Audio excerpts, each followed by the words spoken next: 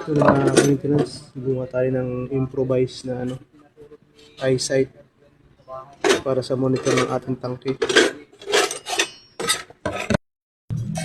Ito yung mga gagamitin natin, yung PVC. Pinipit natin, tapos gawin natin arrow, tapos isang conduit elbow, saka wire, saka isang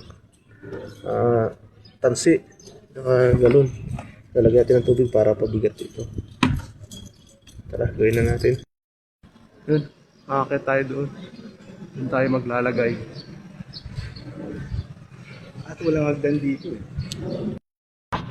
Yun, mga kamites, dito tayo sa taas. Ito yung tangke. Yun yung lalagyan natin ng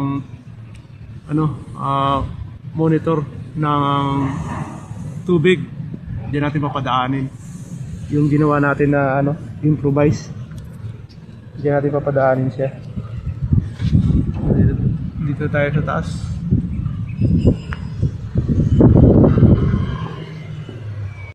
Mga ka-maintenance, may nagawa na tayo. Iuhulog na natin doon. Oh, ito na, naglag oh. Ano yun? Nalaglag. Okay na?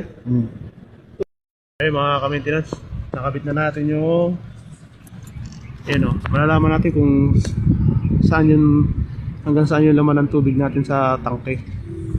Naglagay tayo ng guide. Tapos ito yung arrow, nilagyan natin para hindi sa sayo-sayo. Hindi sa taas. Malalaman natin kung hanggang saan yung tubig niya. Improvise lang yan mga lods. Salamat. Diyan natin malalaman kung hanggang saan yung tubig. Ito hanggang dito yung tubig niya ngayon. Malalaman natin.